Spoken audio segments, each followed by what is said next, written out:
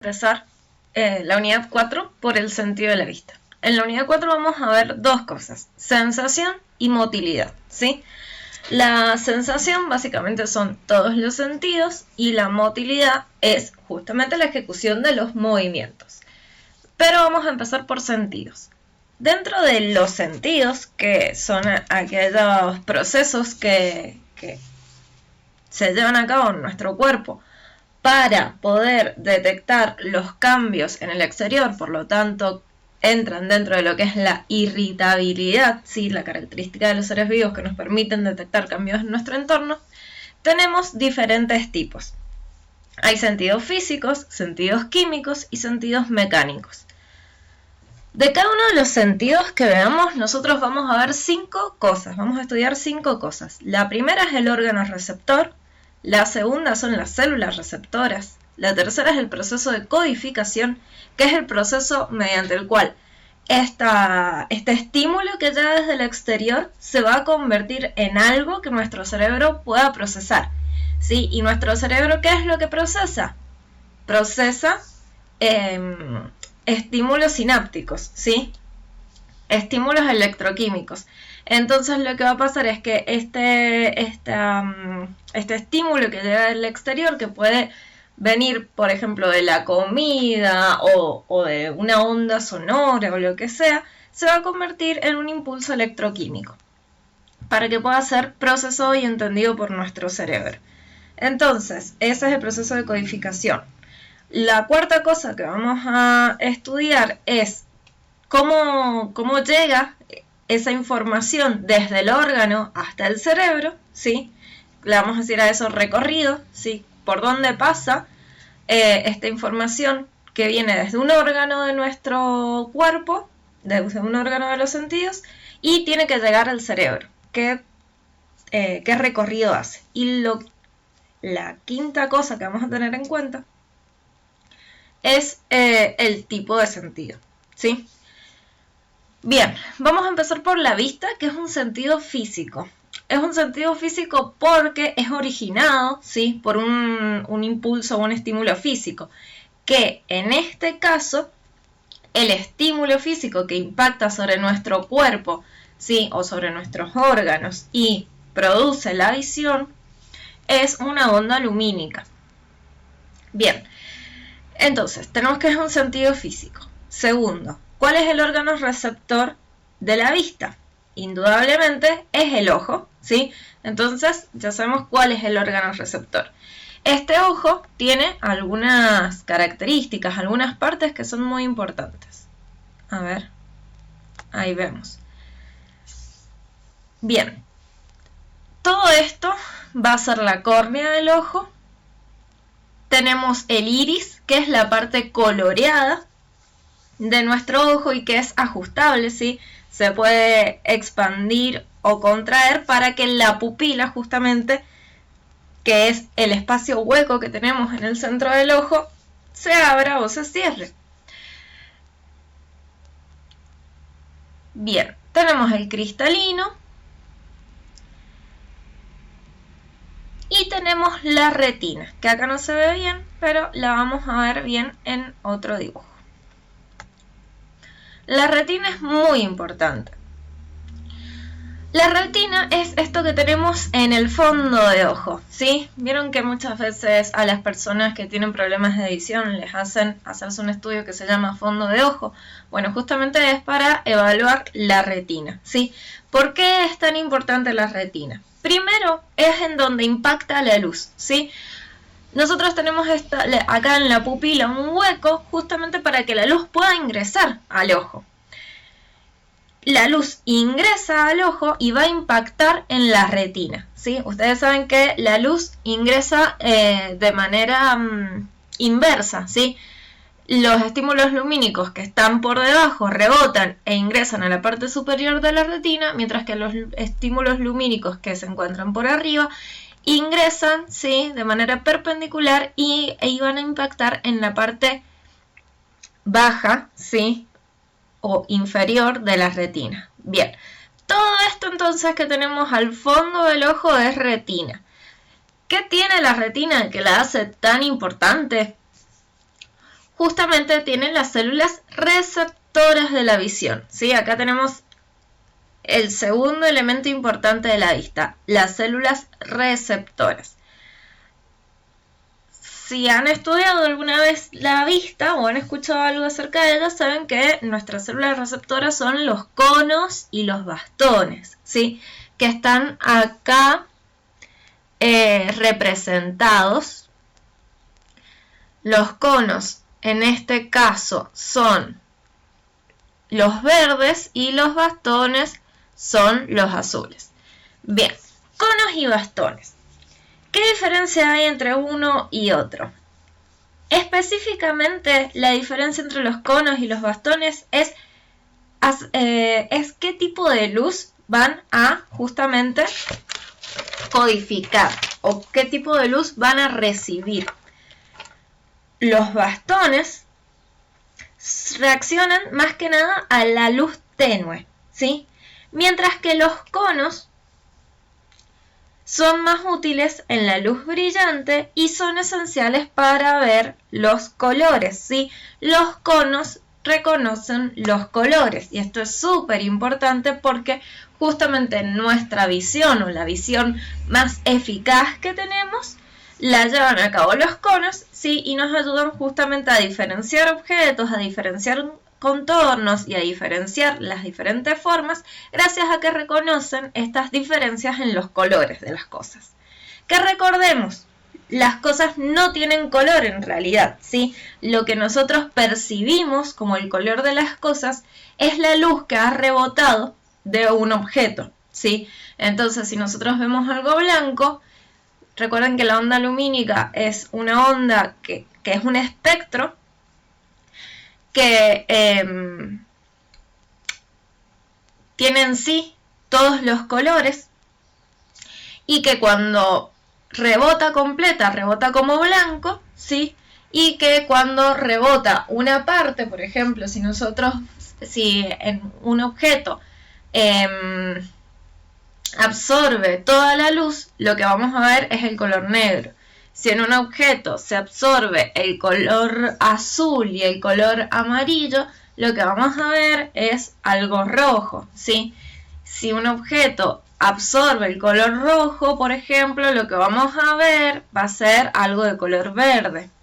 Bien, entonces siempre se absorbe una parte del color y lo que vemos nosotros es lo contrario. Bien, esta onda lumínica que rebota es lo que no fue absorbido por el objeto. Muy bien, entonces ya sabemos que la onda lumínica que impacta sobre nuestros ojos, sí, proviene de los objetos que la han hecho rebotar, llega a ingresa por nuestra pupila, llega a la retina y ahí va a impactar sobre los conos y los bastones. Es importante que sepan que los conos y los bastones no están distribuidos de igual manera a lo largo de toda la retina. Hay un punto, ¿sí?, que se encuentra justo acá en el centro de la retina que se llama fóvea, ¿sí? La fóvea es un punto de la retina que está en el que abundan los conos, ¿sí?, sobre los bastones. Hay muchos conos.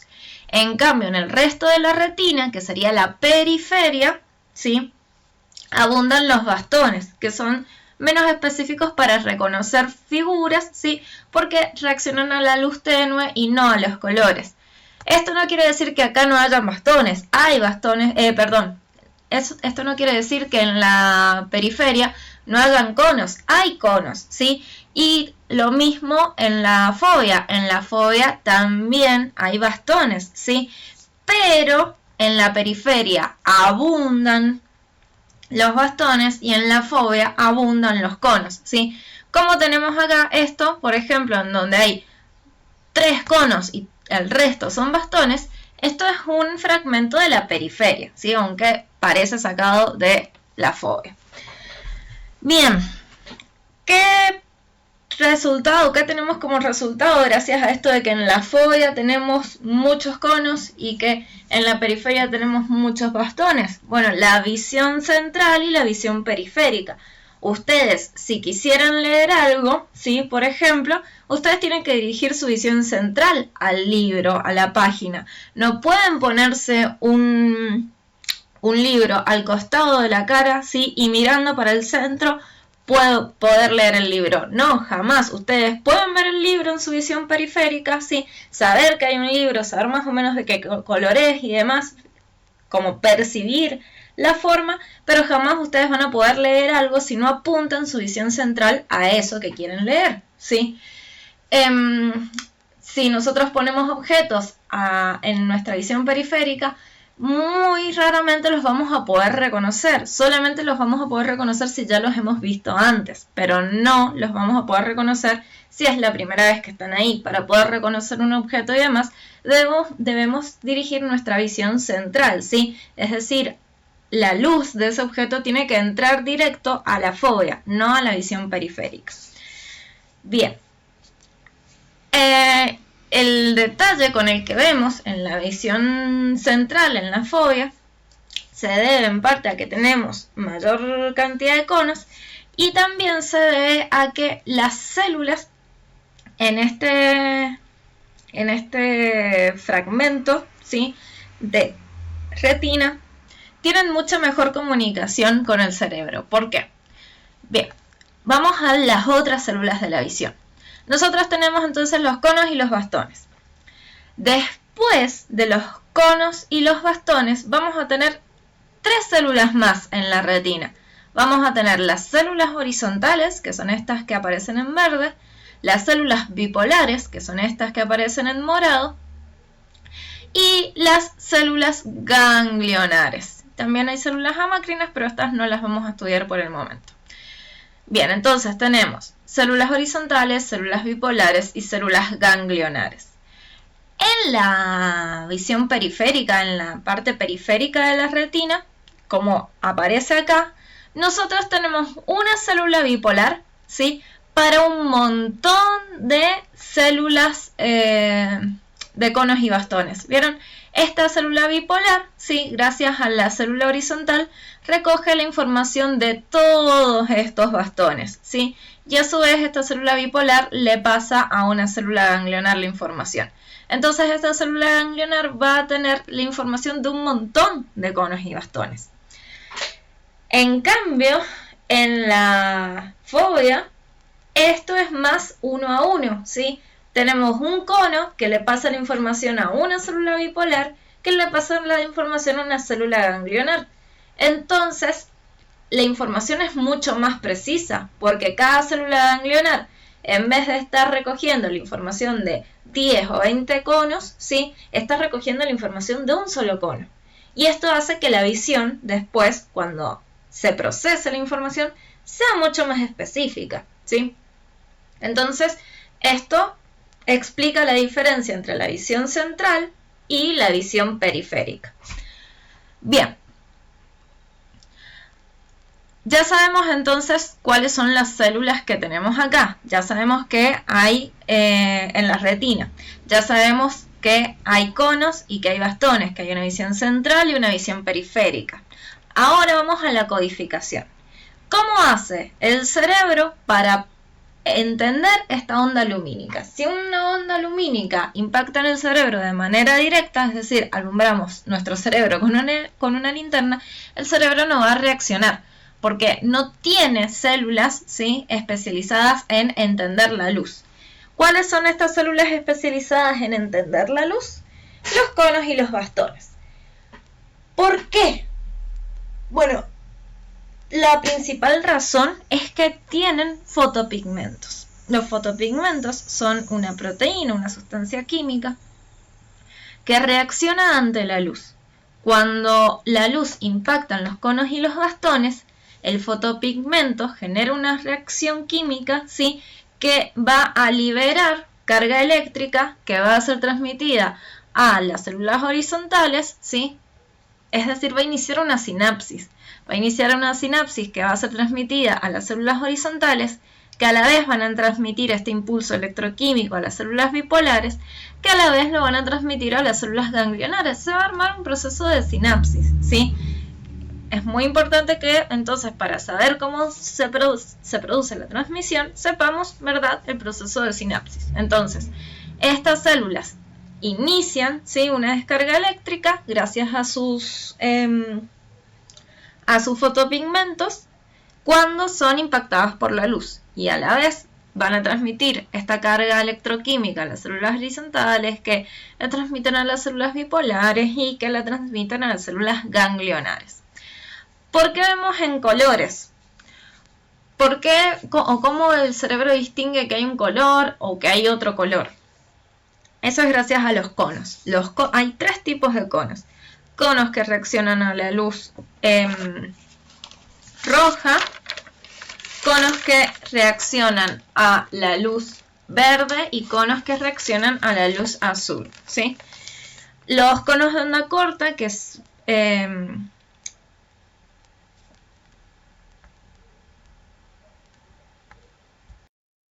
los conos de onda corta, que van de los 300 a los 450 nanómetros, sí que es el espectro de onda. Ustedes saben que nosotros, no nosotros, la onda, ¿sí?, lumínica tiene un espectro, es decir, tiene un tamaño, ¿sí?, y se mide en nanómetros, que es una fracción de un metro, pero es una fracción muy pequeña. Entonces, la onda lumínica, que tiene de 300 a 400 nanómetros, es la más pequeña que podemos percibir y es la que se corresponde al color rojo y amarillo.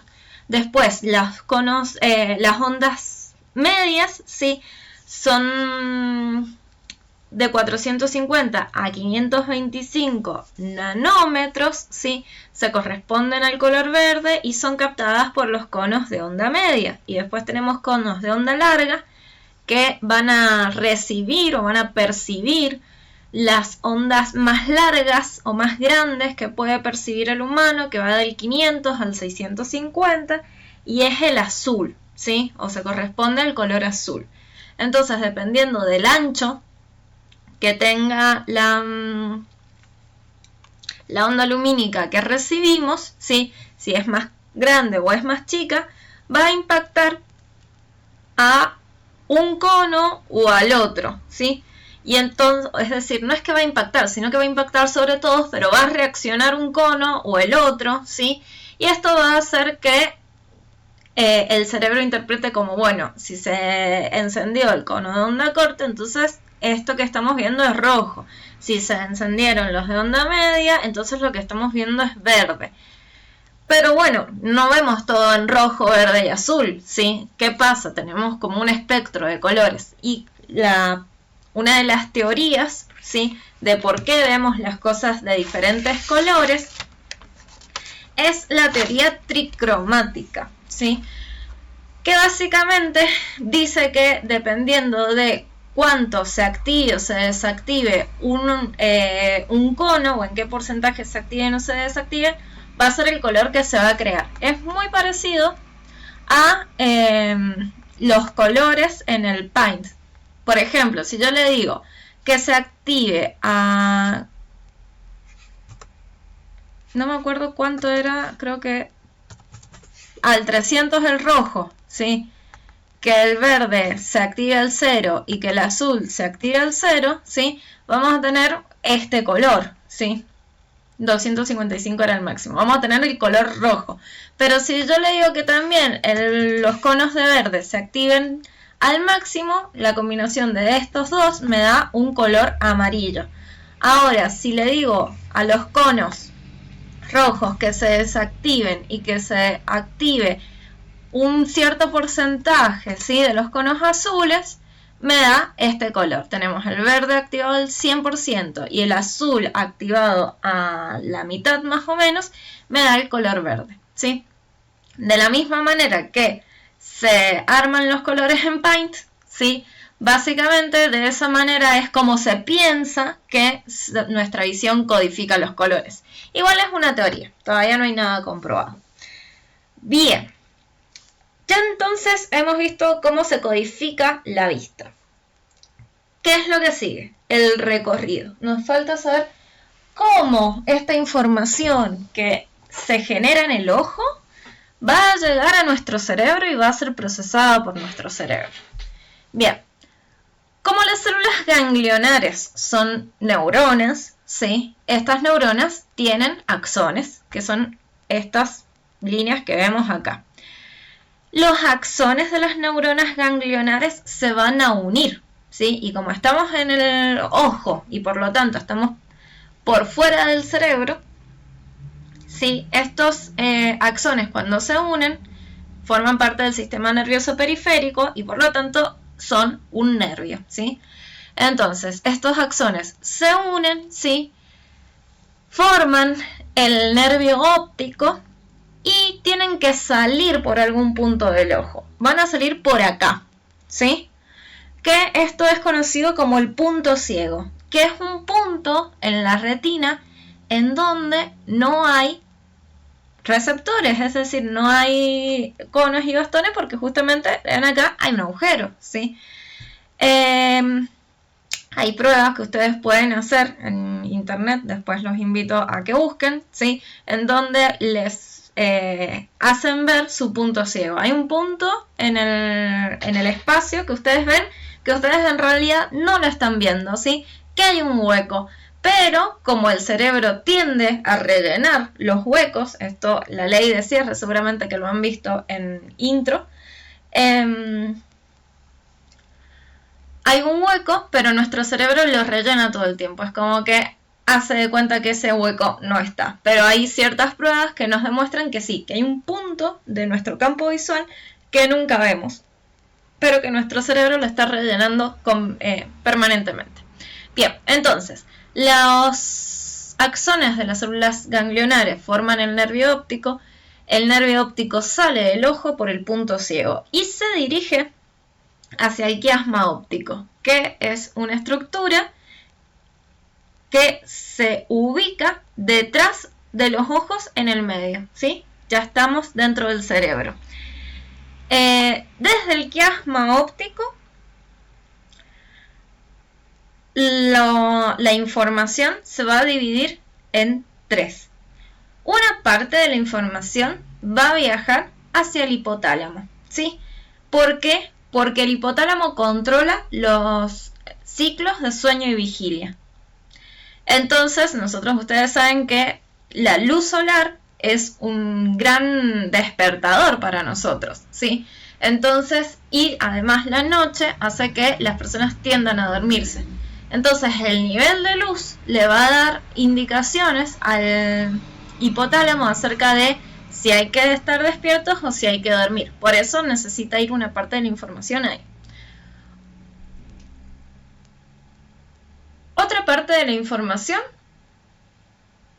viaja hacia el mesencéfalo. En el mesencéfalo va a impactar al colículo superior, ¿sí? ¿Se acuerdan que habíamos visto que estaban los colículos que procesaban información visual y auditiva? Bueno, los colículos superiores, que son los que se encuentran arriba, por eso se llaman superiores, van a procesar también un poco de la información visual. Y finalmente, la mayor parte de la información visual se va desde el quiasma óptico hacia el tálamo, ¿sí? Entonces, la información sale del ojo por el nervio óptico, llega al quiasma óptico. En el quiasma óptico, las neuronas, ¿sí?, del quiasma óptico hacen sinapsis con tres estructuras. La primera es el hipotálamo, la segunda son los colículos superiores y la tercera es el tálamo. Bien, viaja entonces la información hacia el tálamo, específicamente hacia el núcleo geniculado lateral. ¿Se acuerdan que habíamos dicho que el tálamo es un centro de relevo para todos los sentidos? Entonces va a pasar por ahí la información visual. Bien, desde el tálamo la información visual es enviada hacia el lóbulo occipital. ¿Se acuerdan que dijimos que el lóbulo occipital procesa la información visual? ¿A qué parte del lóbulo occipital? Se va a dirigir acá, al área visual primaria, ¿sí? Que procesa los estímulos de manera desintegrada. ¿En qué sentido los procesa de manera desintegrada? Que procesa por un lado el color, por otro lado va a procesar la forma, ¿sí? Las líneas horizontales por un lado, las líneas verticales por el otro, las líneas oblicuas por el otro. Todo de manera, digamos, única, ¿sí? Singular. Después, esta información es pasada al área visual secundaria o al área de asociación visual, ¿sí? Y finalmente va a ser dirigida a dos áreas anexas, ¿sí? Que son el área del qué, ¿sí? O proyección ventral, que se encuentra en el lóbulo temporal, es decir, por acá, ¿sí? En el área del qué o en la proyección ventral se identifican y se reconocen los objetos, ¿sí? Yo acá, en el área de asociación visual, ya tengo una imagen, ¿sí? Ya puedo ver el objeto, pero va a ser en el área temporal, en la proyección ventral, en la proyección del qué, que yo voy a decir, este objeto es un teléfono, por ejemplo, o este objeto es una pelota. Le voy a poner un nombre, lo voy a reconocer. Y después tenemos que otra parte desde acá, desde el área de asociación visual, se va a una proyección dorsal o la proyección del dónde y del cómo, que se ubica en la corteza parietal, es decir, por acá, ¿sí? Y esta proyección del dónde y del cómo me va a decir en dónde está ubicada, porque recordemos que el lóbulo parietal maneja nuestro cuerpo o percibe nuestro cuerpo en relación al espacio, entonces nos va a decir el objeto está cerca, el objeto está lejos, y también cómo lo puedo utilizar yo con mi cuerpo, ¿sí? Porque justamente la corteza parietal tiene información acerca de nuestro cuerpo y por lo tanto también registra cómo utilizamos los objetos. Por ejemplo, cómo agarramos una lapicera. Entonces, cuando nosotros veamos una lapicera, ¿sí? La información de cómo hay que agarrarla y para qué usarla va a estar en el lóbulo parietal. Entonces, la información visual se procesa en el lóbulo occipital para darnos la imagen, pero la información acerca de cómo se utiliza ese objeto está en el lóbulo parietal. Y la información acerca de cómo se llama y qué es ese objeto está en el lóbulo temporal. El lóbulo temporal tiene toda esta información semántica, le vamos a decir, que son los conceptos o el conocimiento del mundo. ¿Por qué? Y porque acá se procesa el lenguaje. Y el lenguaje es el que le da el nombre a las cosas, ¿sí? Entonces, toda la información de qué son las cosas, ¿sí? Cómo se llaman, va a estar en el lóbulo temporal. Bien, ese entonces sería el proceso de la visión.